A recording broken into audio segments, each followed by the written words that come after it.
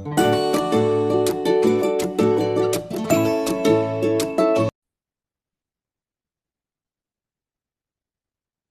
and welcome. My name is Ellie Shavahali and welcome to the Inner Story Studio. And today we're going to be doing some story alchemy. And the storytelling tool I want to talk about today is called the lie the character believes. It's sometimes called the character's misbelief.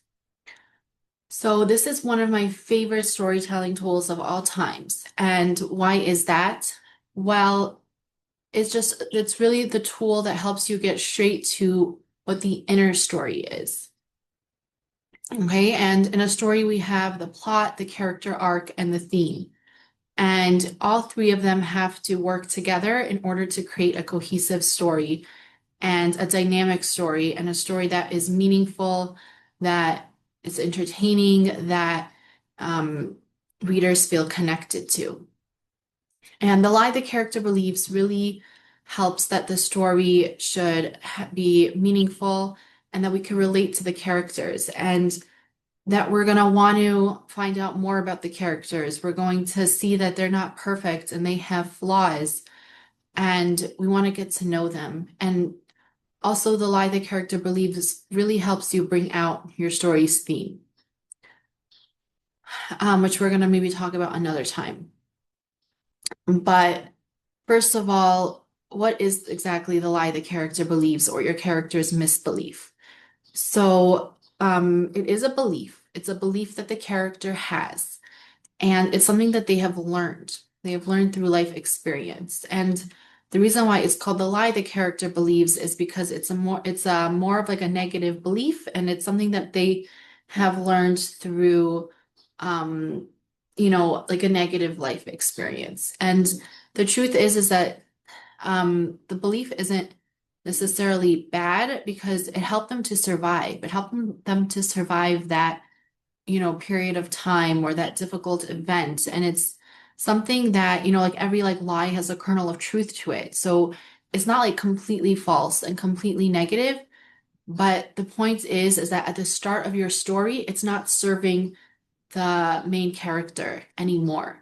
There's something about it that's not serving the main character, but as people, the character doesn't want to change. The character doesn't want to change right away, so they're going to be resisting giving up their belief, their whole safety system, their whole safety mechanism that they used to get through life up until now. And that's going to really set the stage for your story.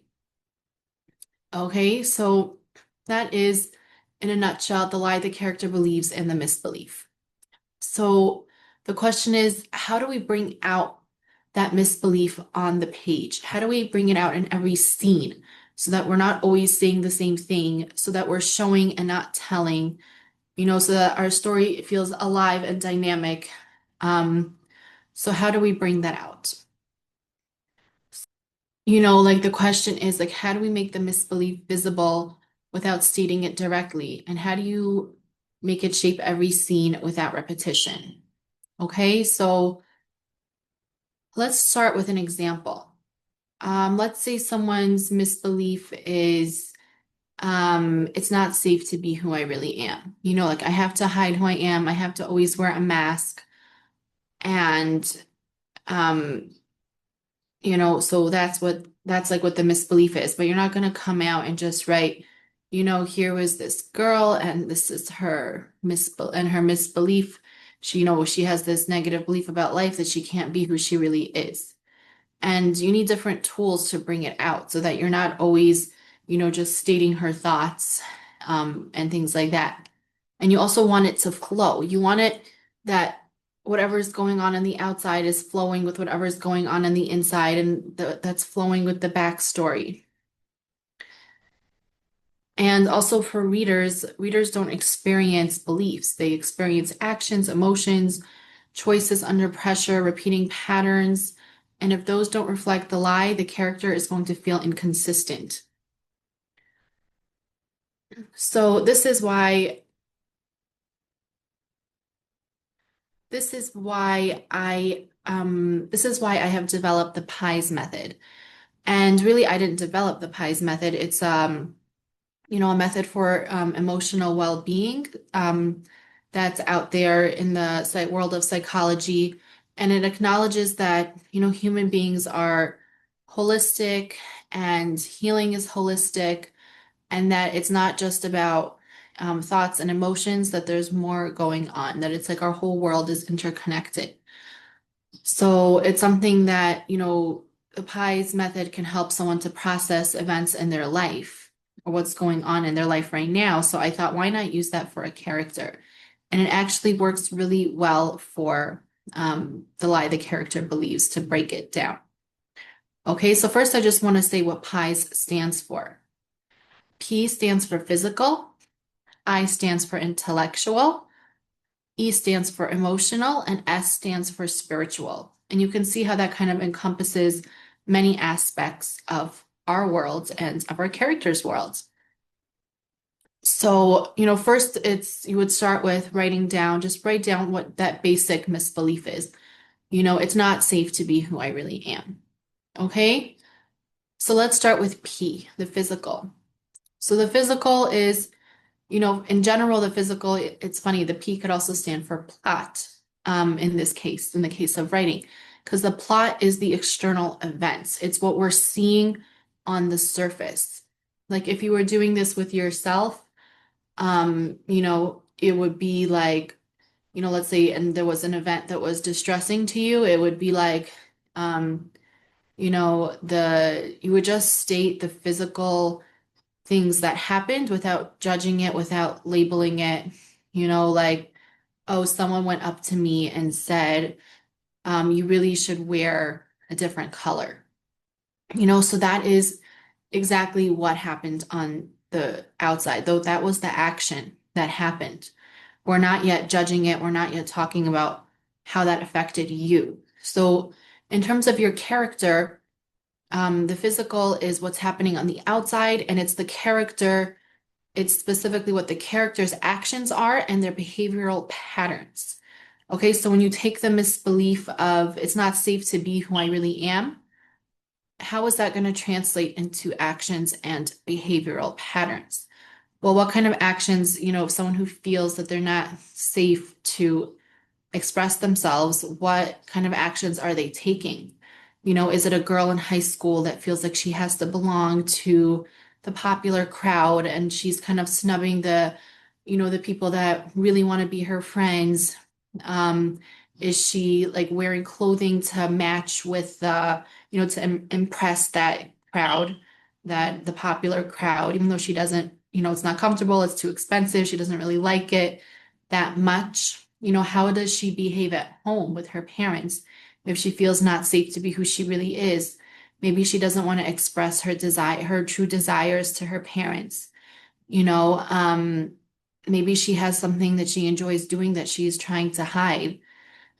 Let's say she has like a unique hobby that, she likes to play the ukulele, but she kind of drops it because she doesn't want anyone to um, she doesn't want anyone to make fun of her and to think that she's different. She just wants to fit in with the crowd. Okay. And also, like, what kind of, all these things are also patterns, so patterns, it's something that's playing across her whole life, at school and at home. Um, like even like when she's with herself, how does that play out? Maybe it's like she can't even like sit with herself because it's like who I am is just scary. It's not good. It's not, I have to, always, be around people and be a part of something. I can't just be with myself. So how does that translate into actions and behavioral patterns across her life? Okay, and then we get to the intellectual. And so the belief itself is, intellectual is the thoughts. So that belief itself is part of that, which is I'm not safe to be who I really am. But, as human beings, that's very subconscious. Like she's not walking around saying, oh, it's not safe to be who I am. It's not safe to be who I am. So first of all, what are her actual thoughts? It might be, oh, what do they think about me? And like we were saying before, like this pattern, this way of thinking, it's not like necessarily evil and bad, and there's a place for that. There's a place to, be like, what do other people think about me, that I want to, blend in with the crowd. We don't want to be like so above and beyond unique that like we don't fit in anywhere and that we don't belong anywhere, right? But the reason why it's a lie is because it's over exaggerated and it worked in one type of setting and it's not going to work across the board. It's like it's unbalanced basically. Um, and that's why as part of as part of the intellectual part of this, we're analyzing like where did this come from? Like what's the backstory here? Did something happen when she was younger? Did, like when she was expressing her emotions, did her parents yell and scream at her and she learned that it's just not safe? And then that translated into school. So, she told someone how she likes to play the ukulele and they put her down, or maybe they even shoved and pushed her. Okay, so that's, an example of backstory. And those thoughts coming across her head is like, oh no, no one could see my ukulele. No one could see, like, what are they going to think about this dress? Okay. So for each one of these, you are going to write down, what are those for P, you're going to write down the physical actions and the behavioral patterns. For I, you're going to write down, how does that translate into what she's thinking and what's the backstory? How did that happen? And also, what are the part of I is also what are the triggers? And, trigger is a strong word. It's like usually, associated with trauma, but it doesn't have to even be something super traumatic for it to trigger her. Maybe she even sees someone else getting pushed around because they're behaving differently. Maybe, some of her musical notes are showing out of her bag and someone says, "Oh, like, I didn't know you play music." And that like triggers her and that triggers those actions and behavioral patterns. Okay. And I just want to also point out at this point how, this is really giving you a whole toolbox of ways to show your character's misbelief. So for every scene, it could be something different. One scene you could emphasize, a certain action that the character does. And in another scene, you could, emphasize what's going on in her head. Another scene, you can emphasize the backstory. Another scene, you could create like a whole triggering situation for your character. And yet it's all consistent. They all, blend in with each other. So your character is coming out consistent. The inner story and the outer story, they're all coming out really consistent, and yet you have some variety with how you could show it on the page. And that's why this method is so valuable. So let's continue on with it. So then comes E, the emotional. And this is like my personal favorite of how to bring it out on the page. And I think I want to actually not go so into it right now because I want to make this its own video. And it would be about how to use somatic writing to show, not tell your character's emotions and their emotional world. But then you're going to be, for this exercise, you're going to be asking yourself, how does this misbelief of it's not safe to be who I really am, or whatever misbelief that you have for your character, obviously this is the example that we are using. Like, first of all, just like label it. Like, what are the emotions here? Is it anxiety? Is it shame? Is it fear? What are those main emotions that are coming out for your character?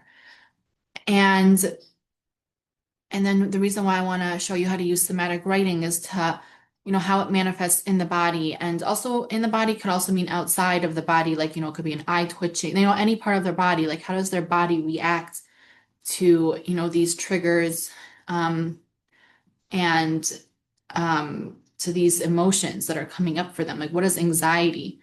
How does that manifest in their body? For example, like their throat closing in. Okay, so that is just like a really wonderful, vivid way to bring out your character's misbelief and the lie the character believes. And the last part is as the spiritual need. And that also could be the truth that the character needs, the character's core need. And that's like what they really, what they really need underneath this lie. This is what the character needs to connect to, and the truth that they're going to connect to. And because they're connecting really to it later in the story, like that's when they really understand their core need. So you might not see it so visibly in the beginning, but that you yourself should just know what it is so that when you have it in the background, you could already start subtly bringing it out in the beginning. Like, for example, for us, it maybe the core need would be she needs to feel security from inside, just that she shouldn't need to be validated on the outside all the time. She needs to develop that security from within. So you could start like subtly bringing out like how is she, starting to develop that, inner security. Maybe there's characters that could come up that could help her. There's different ways of how to do that. Maybe that also should be its own video. Um, but just that you yourself, you should know what is that spiritual need.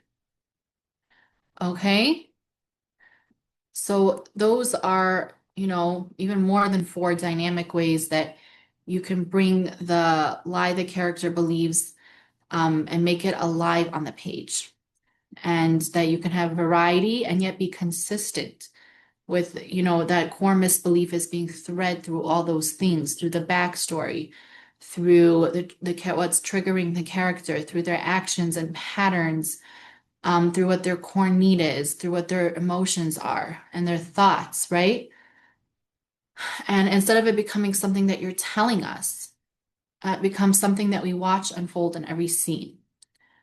Okay, so that's really what I want to bring out today. And I actually have made a worksheet for you that you could use to fill out for your character. And it's free, but you have to sign up for my email list, and I've attached it. So look down below for the link to that and enjoy and let me know if you have any questions or comments on how it goes for you. Thank you for joining us.